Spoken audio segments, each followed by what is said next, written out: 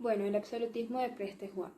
Este absolutismo, como un conjunto de instituciones políticas y consecuencias económicas que se provocaron, no solo se limitaron a Europa y a Asia, sino que también se presentaron en África, por ejemplo, en el Reino del Congo. Algo a tener en cuenta fue el aspecto religioso.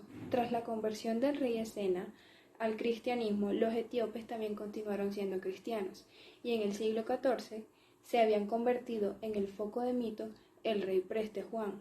Este rey Preste Juan era un rey cristiano que había sido apartado de Europa por el auge del Islam en el Oriente Próximo, y su reino creían que estaba en la India cuando en realidad no lo estaba, y al ser cristiano, este se convirtió en un objeto natural de mito. Algunos relatos sobre la economía de estos tiempos, según Francisco Álvarez, según el jesuita Manuel o John Bruce, un viajero, describían detalladamente las instituciones políticas y económicas de Etiopía y llegaron a concluir que este era un perfecto ejemplo de absolutismo, especialmente porque no habían instituciones pluralistas de ningún tipo, ni habían controles ni limitaciones del poder del emperador, el cual reclamaba el derecho a gobernar basándose de supuestos de sus antepasados legendarios, por ejemplo el rey Salomón y la reina de Sabá, y las consecuencias de esto fue una gran inseguridad de los derechos de propiedad impulsados por la estrategia política del emperador. Cuando empezó la colonización de Europa de África en el siglo XIX, Etiopía era un reino independiente bajo el mando de Ras Kassar, coronado como emperador Teodoro II. Este personaje venía con nuevas ideas acerca de la modernización del Estado.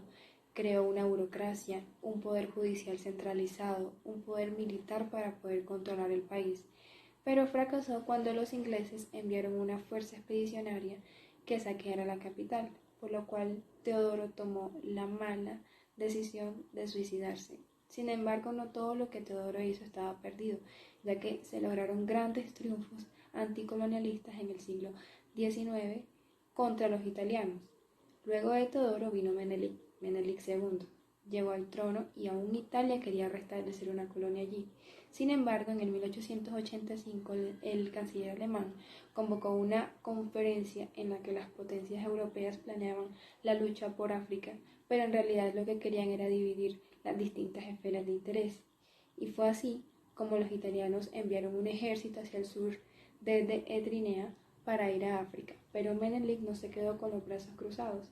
Por ello también forjó un ejército, haciendo que la nobleza convocara a sus hombres más armados.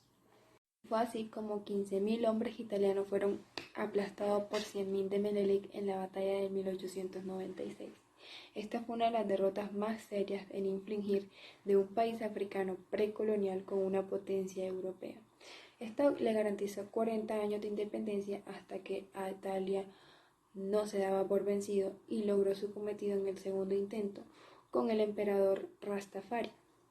Actualmente Etiopía es uno de los países más pobres del mundo y la renta de un etíope medio es alrededor de una cuartigésima parte de un inglés medio. La mayor parte de la población vive en zonas rurales, practica la agricultura, carece de agua potable, de electricidad, de acceso adecuado a la educación, de la sanidad. Y esto se debe a este absolutismo, lo cual hizo que la sociedad etíope no pudiera aprovechar la industrialización durante el siglo XIX y el siglo XX, y lo reforzó la absoluta pobreza que hoy viven los ciudadanos. Los niños de Somalia en el siglo XIX, gran parte del mundo, especialmente África, carecía de un Estado que pudiera proporcionar un mínimo de ley y de orden como requisito previo para una economía moderna. Sin ningún tipo de centralización política, aunque las élites de estos estados africanos hubieran deseado recibir la industrialización con los brazos abiertos, no sabría mucho qué hacer. Somalia, por ejemplo, estaba situada en el Cuerno de África. Esto ilustra los efectos devastadores de la falta de centralización política. Este estado ha sido dominado históricamente por 6 clanes familiares.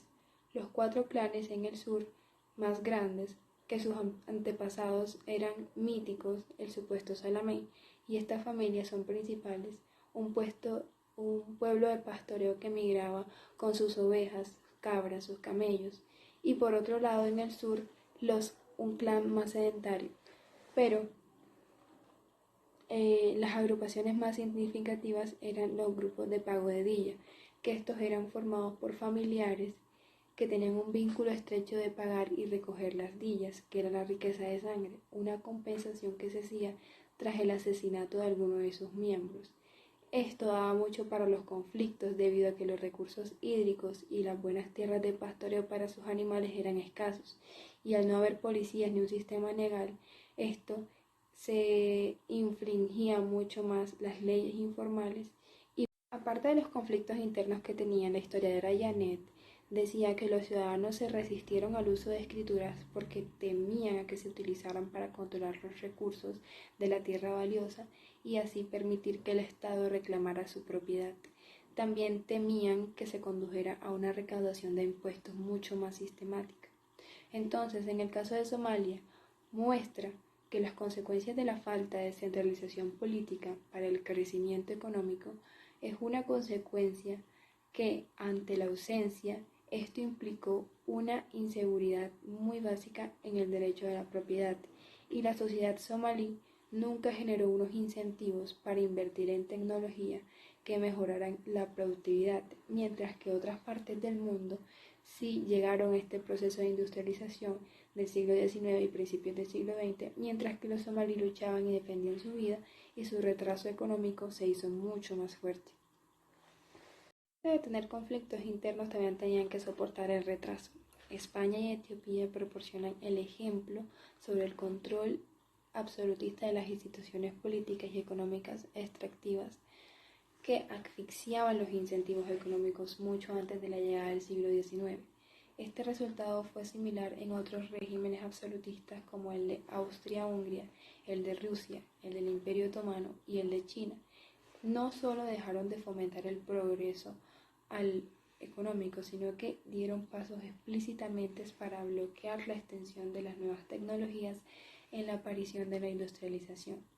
En el caso de Somalia, este ilustra que el proceso de industrialización también pasó de largo en aquellas sociedades, que existía una resistencia de descentralización política y a la misma razón de los que los regímenes absolutistas se resistían al cambio, el temor a menudo justificado de que el cambio reasignara el poder político y que éste pasara de los que dominaban hoy a los que individuos u otros nuevos grupos, y por esta razón los bloques del absolutismo se mueven hacia el pluralismo y el cambio económico. También lo hacen los clanes y las élites tradicionales que dominaban la escena en sociedades sin centralizaciones estatales, y en consecuencia las sociedades que todavía carecían de esta centralización en el siglo XVIII y XIX tenían una desventaja concreta, que era en la era de industrialización. Genocidio. Esta es la parte más cruel de la historia. Las malucas en aquel momento eran cruciales para el comercio mundial porque eran las únicas productoras de especies valiosas de clavos, maíz y nuez moscada. Los habitantes de las islas producían y exportaban estas especies escasas a cambio de comida y productos manufacturados procedentes de la isla de Java. El primer contacto que tuvieron los habitantes con los europeos fue en el siglo XVI, cuando los marineros portugueses llegaron a comprar especies. Los europeos buscaron alrededor de África una manera directa para poder llegar y comerciar las especies. Es así que ellos trataron de monopolizar este valioso mercado, este comercio, pero fracasaron. La presencia de los europeos fue creciendo y tuvo un impacto mucho mayor en la llegada de los holandeses, que estos se dieron cuenta que monopolizar la oferta de especias de las Malucas sería mucho más rentable que competir con otros comerciantes europeos y locales. Entonces, la Compañía Holandesa de la India Oriental fue la segunda sociedad anónima europea tras la Compañía Inglesa en las Indias Orientales. Esto puso un antes y un después en las corporaciones modernas, que tendría posteriormente un papel crucial en el desarrollo industrial europeo. Los holandeses también se apoderaron de las Islas Bandas en un intento de monopolizar las maciz y las moscadas. Sin embargo, se dieron cuenta que estas islas estaban organizadas de una forma distinta, que ninguna tenía una autoridad central que los holandeses pudieran coaccionar o convencer para firmar algún tratado de monopolio y tampoco un sistema de tributos que pudieran captar la oferta de Mazzini ni no es moscada.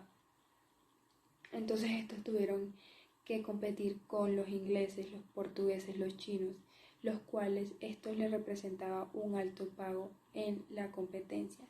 Dado esto, el gobernador holandés presentó un plan alternativo. Fue así como en el 1621 algo muy horrible sucedió. Navegó hasta la flota de Banda con una flota y masacró a prácticamente toda la población, casi 15.000 personas.